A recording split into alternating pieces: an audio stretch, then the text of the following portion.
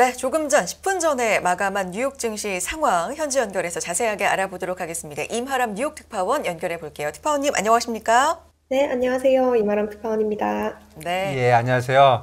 장이 기본적으로 반갑습니다. 약세인데 그래도 빠졌던 장이 어느 정도 회복하고 끝난 것 같습니다. 어떤 일이 있었는지 좀 전해 주시죠. 네, 오늘 뉴욕 현지 시간으로 10월 21일 또 한 주의 거래가 시작이 되었는데요.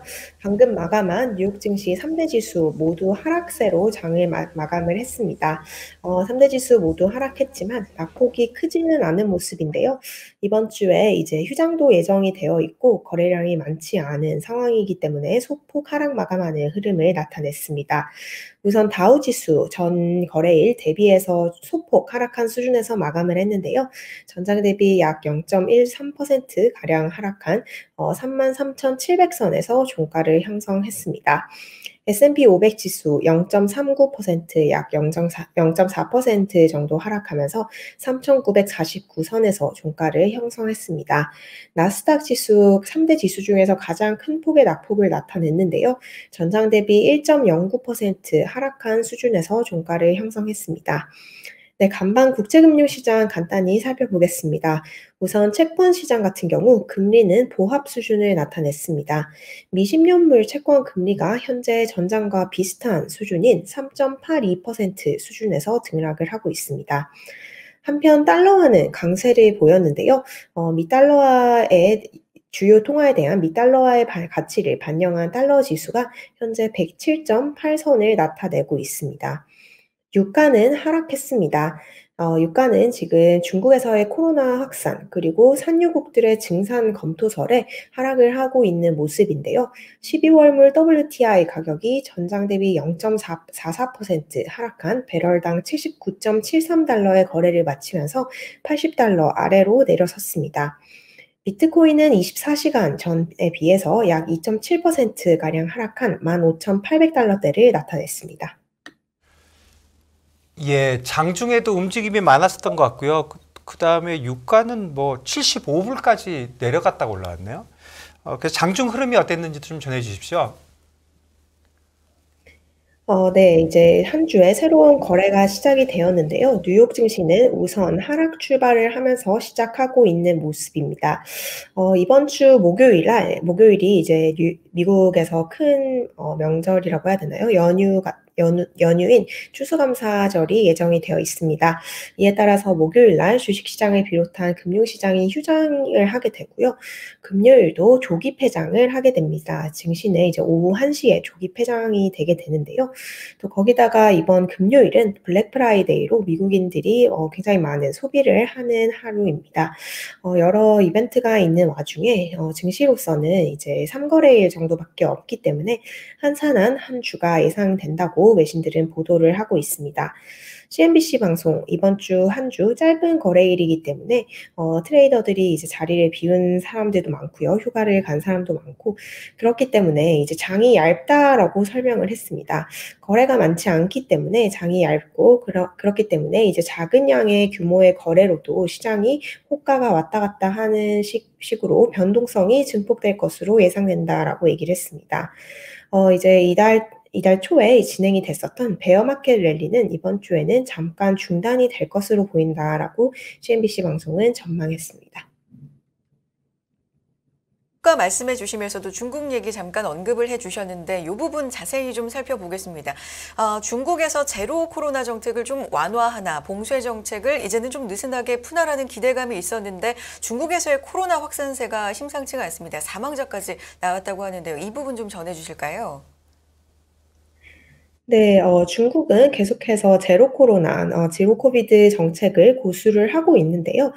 중국에서 지금 다시 코로나가 재확산하고 있고 봉쇄가 강화되는 이런 악재가 주식시장에 들려왔습니다. 지금 중국에서는 지금 코로나에 감염돼서 사망하는 사례가 이제 3건 정도 베이징에서 발생을 했는데요. 중국에서 이렇게 사망자가 발생한 것이 지난 5월 이후 6개월 만에 처음으로 있는 일이라고 합니다. 공식적으로는 그간 사망자가 없었기 때문에 이 사망자가 새로 발생한 것이 상당히 좀 안 좋은 소식으로 투자 심리에 영향을 미치고 있습니다. 또 중국에서 하루 신규 감염자 역시 연일 2만 명 이상으로 집계가 되고 있는데요. 이렇게 지금 중국에서 코로나가 재확산하고 또 일부 도시에서 사실상 봉쇄 조치가 단행이 되고 있습니다. 이 허베이성의 일부 도심 6개 구에 대해서는 사실상 봉쇄 조치가 단행이 되었다라고 하고요. 우한 역시 닷새 동안 도심 5개 지역을 봉쇄하기로 했다라고 외신이 보도를 했습니다. 베이징은 감염자가 많이 발생한 실내 밀집 시설을 폐쇄하기로 했다라고 했습니다. 오늘 이렇게 중국발 악재, 중국발 코로나 소식에 유가가 떨어지는 이런 일이 있었고요. 뿐만 아니라 이 중국에서의 이런 코로나 봉쇄가 있으면 세계적으로 많은 원자재에 대한 수요가 둔화되는 현상이 일어납니다. 이에 따라서 금 가격과 같은 원자재 가격에도 부정적인 영향으로 이어졌습니다. 예, 중국발 악재가 사실 어제 아시아 시장부터 시작을 해서 아시아 시장을 짓누르고 그리고 뉴욕에서도 가장 큰 악재였던 것 같습니다. 그 월스트리트에서는 뭐라고들 얘기하나요? 네, 연말에 다가가고 있기 때문에 많은 투자 IB들이 지금 증시의 방향에 대한 전망을 내놓고 있습니다. 가장 최근에 전망을 내놨던 IB가 모건 스탠리인데요. 모건 스탠리는 이제 내년 S&P 500 전망치를 3,900으로 제시를 했습니다. 내년 말 3,900선으로 제시를 했는데요. 3,900 숫자보다 중요한 것은 모건 스탠리는 내년 중에 이제 좀 폭락이 있고 연말에 회복을 해서 3,900선으로 오른다라고 전망을 한 점입니다. 모건 스탠리 분석가 같은 경우 내년 주식시장이 S&P 500 지수가 잘하면 이제 3,000선까지도 추락을 할 수 있다라는 상당히 비관적인 전망을 했었는데요. 오늘도 여기 이어서 좀 좋지 않은 S&P 500 전망치가 나왔습니다. 모건 스탠리와 이제 더불어서 월가의 최대 투자은행인데요. 골드만삭스입니다. 골드만삭스 같은 경우 지금 최근 증시에서 일어나고 있는 랠리에 대해서 일시적이다라고 평가를 했습니다. 베어마켓 랠리가 일시적이다라고 얘기를 했고요. 또 이 베어마켓이 아직 끝나지 않았다라고 평가를 했습니다. 즉 시장은 여전히 약세장에 있다라고 평가를 했고요. 증시의 진정한 바닥은 내년에 올 것이다라고 전망을 했습니다. 골드만삭스의 이 분석에 따르면 올해 있어서 주가가 많이 빠졌지만 올해 주가가 빠진 이유는 금리 상승 때문이다라고 설명을 했습니다. 사실 이 금리 상승보다 더 무서운 것이 경기 침체에 따른 기업들의 이익 손실인데요. 만약에 이것이 내년에 본격적으로 구체화되기 시작하고 또 가격의 프라이싱 되기 시작한다면 저점에 도달하기 전까지 주가가 추가로 하락할 수 있다라는 비관적인 전망을 내놨습니다. 골드만은 내년 12월 S&P 500 지수 전망치를 4,000포인트로 제시를 했는데요. 모건 스탠리가 제시한 연말 전망치인 3,900에서 이제 크게 차이가 나지 않는 수준입니다. 또 반대되는 의견 계속해서 나오고 있습니다. 이제 상승 혹은 하락이기 때문에 많은 전문가들이 상반되는 의견 내놓고 있는데요. 월가의 대표적인 강세론자로 알려져 있는 인물, 제레미 시걸 교수입니다. 미국 펜실베니아 와튼 스쿨의 교수인데요. 오늘 CNBC 방송에 출연을 해서 내년에 뉴욕 증시 주요 지수가 최대 20%까지 오를 수 있다라고 전망을 했습니다. 시걸 교수의 주장은 다음과 같습니다. 지금 현재 미국에서 문제가 되고 있는 인플레이션 90%는 이미 해결이 된 상태다라고 얘기를 했는데요. 연준이 아직 인플레이션이 잡혔다는 것을 인지하지 못하는 것이 문제다라고 시걸 교수는 지적을 했습니다. 연준이 이 인플레가 조금 진정됐다는 것을 인지하는 순간 주식시장은 강한 랠리를 보일 것이다라고 시걸 교수는 전망을 했고요. 이것이 이르면 12월 이번 돌아오는 FOMC 그리고 늦어도 내년 1월 첫 FOMC 전까지는 연준이 어떻게든 이 인플레가 완화됐다는 점을 일부 인정할 것이다라고 전망을 했습니다. 네, 월가에서의 발언도 이 상승론과 하락론이 굉장히 팽팽한 것 같은데 연준 인사들의 발언도 연일 보면 좀 헷갈립니다. 도비 씨, 호키 씨가 번갈아 나오고 있는데 연준 인사 발언도 정리해 주시기 바랍니다. 네, 지난주 마치 조금 과열된 시장을 좀 진정시키기라도 하듯 많은 연준 인사들이 상당히 좀 매파적인 발언을 내놨습니다. 제임스 블러드 세인트루이스 총재를 비롯해서 계속해서 이 좀 상당히 통화 긴축적인 면을 선호하는 매파 발언이 많이 나왔었는데요. 우선 이번 주에는 상당히 조금 비둘기파적인 목소리가 처음으로 나오면서 한 주를 시작을 하고 있는 모습입니다. 메리 데일리 샌프란시스코 연은 총재인데요. 오늘 이제 공개 발언에서 지금 현재 이런 금융 환경이 실제 있는 것보다 더 긴축적이다라는 발언을 했습니다. 이걸 이제 설명을 해서 풀어서 설명해 드리면요. 지금 연방기금 금리는 3.75에서 4% 수준입니다. 하지만 금융시장은 마치 금리가 한 6% 근방이 된 것처럼 움직이고 있다라면서 금융시장이 실제 금리에 비해서 더 긴축적으로 움직이고 있기 때문에 이 괴리를 고려를 해야 한다라고 얘기를 했습니다. 이 발언에 대해서 시장 분석 매체 마켓워치는 연준이 금리를 훨씬 더 올릴 필요가 없다라는 주장을 뒷받침할 수 있는 발언이라고 평가를 했습니다. 이 델리 이분 말고도, 이 사람 말고도 다른 사람들은 뭐 다른 비슷하게 또 얘기했는데, 특히 이 발언이 금리를 더 올리는 거는 불필요하게 too painful 할 수도 있다. 너무 그러니까 고통을 줄 수 있다. 그렇게 얘기한 것 같아요. 그래서 시장이 사실 이 코멘트 이후에 거의 상당히 많이 회복하는 그런, 저희가 바란다 그래야 될까요? 이 주식 올라가는 쪽으로 베팅하는 분들은 어쨌든 조금 다른 목소리가 나왔다, 이렇게 생각이 됩니다. 경제 지표 쪽도 한번 봐주십시오. 네, 오늘 이제 시카고 연방준비은행이 미국 전역의 활동지수를 발표를 했습니다. 미국 전역 전미 활동지수 지난 10월에 어땠는지 발표를 했는데요. 이 수치가 마이너스를 기록을 했습니다. 이 지수가 마이너스면 이 장기 평균 성장세를 밑돈다라는 의미이기 때문에 미국의 지난 10월 성장세가 장기 평균치를 밑돌고 있었다라는 조금 부정적인 경제 지표로 해석할 수 있을 것 같습니다. 경제 지표까지 전해주셨습니다. 그 밖에도 이번 주에 미국 시장 기준으로 한 주가 시작이 됐기 때문에 이번 주에 시장이 기다리고 있는 이슈들이 또 있지 않습니까? FOMC 의사록 공개라든가 이런 부분도 정리해 주실까요?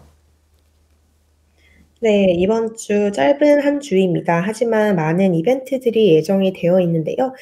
이번 주 가장 중요하게 보셔야 될 발표는 이제 FOMC 의사록이 될 것 같습니다. 미국 시간으로 수요일 날 발표가 되게 되는데요. FOMC 의사록은 이제 연준 위원들이 어떤 생각을 하고 있는지, 어떤 의중을 가지고 있는지를 조금 더 구체적으로 볼 수 있는 지표인 만큼 주목해 보셔야 할 것 같습니다. 특히 이제 또 지금 연준의 FOMC에서 뭐 75bp냐 50bp냐 이런 것이 중요하기보다는 연준 위원들이 가지고 있는 생각, 그들의 뉘앙스를 파악하는 것이 정말 중요한 부분이 돼가고 있습니다. 연준 위원들의 의중을 파악하는 것이 정말 이제 난제이지만요. 의사록을 통해서 이와 관련된 힌트를 볼 수 있을지 주목하셔야 할 것 같습니다. 이외에 굵직한 경제 지표로는 미국의 이 서비스업 그리고 제조업 업황을 드러낼 수 있는 PMI 지표가 예정이 되어 있습니다. 11월 PMI 지표가 역시 현지 시간으로 수요일 날 발표가 됩니다. 또 이번 주에 블랙 프라이데이라고 이제 앞서 말씀을 드렸는데요. 많은 이제 소매 판매 업체들이 실적을 발표할 예정입니다. 미국의 최대 전자제품 이제 판매 업체인 베스트바이가 이번 주에 실적 발표하고요. 또 백화점 체인 노드스트롬 역시 실적을 발표를 합니다. 미국판 다이소라고 불릴 수 있는 1달러 샵인 달러트리 역시 실적을 발표할 예정입니다. 네. 네. 그러면은 지금 그 종목하고 섹터, 특히 종목에 뭐 지금 테슬라 얘기도 많이 나오고 코인베이스 얘기도 나오는데요. 그것도 정리해 주시죠. 네, 오늘 3대 지수 모두 하락하면서 대부분 섹터가 이제 부진한 흐름을 보일 것으로 예상됐지만 오히려 이제 일부 섹터를 제외하고는 대부분 상승하는 흐름을 보였습니다.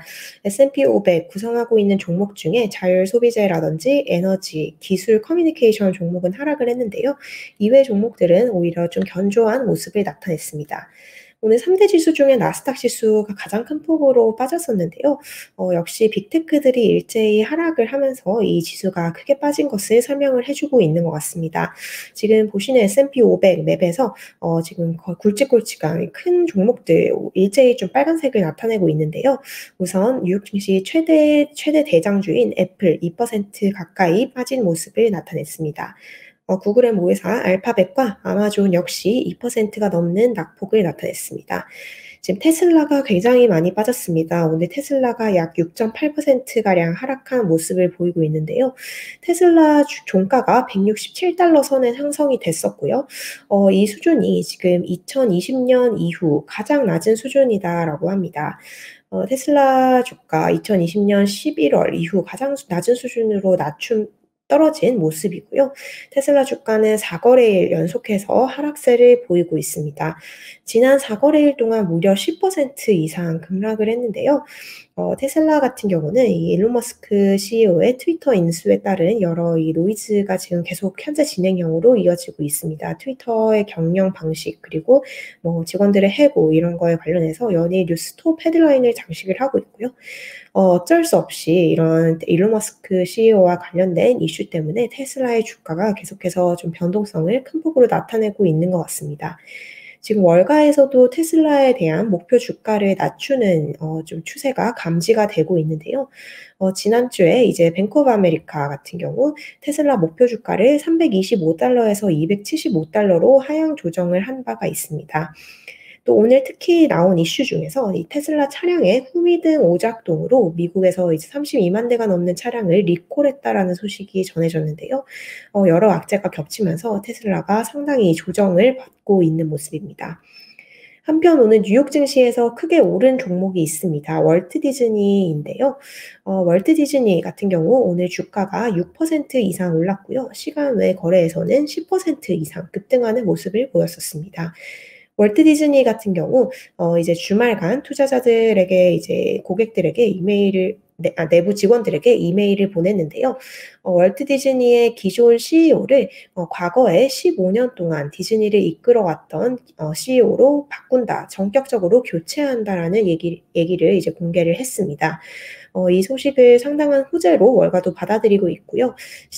과거 15년 동안 디즈니를 이끌었던 밥 아이거 최고 경영자가 이제 회사에 귀환하면서 디즈니가 이제 상당히 좀 괜찮은 흐름을 볼 수 있을 것이다라는 의견이 지배적으로 나타나고 있습니다. 종가 기준으로 주가는 6% 이상 올랐습니다. 오늘 코인베이스 같은 경우 주가가 이제 8% 이상 급락하는 흐름을 나타냈습니다. 지금 앞서서 지난주에 JP모건이 이번 FTX 사태로 인해서 코인베이스 역시 큰 폭의 피해를 입을 것이다라고 전망을 한 바가 있는데요. FTX와 이제 코인베이스는 좀 다른 성질의 그리고 현금 보유라든지 재정 건전성에서 완전히 다른 두 회사이긴 하지만 이 FTX 사태로 인해서 암호화폐 시장 전체가 출렁거리고 이에 따른 뭐 거래량 감소라든지 이런 점이 이제 코인베이스에도 결국에는 악재로 작용할 것이다라는 분석을 내놓은 바가 있습니다. 오늘 비트코인 가격이 또 이제 조정을 받으면서 코인베이스 역시 큰 폭으로 주가가 조정받은 모습입니다.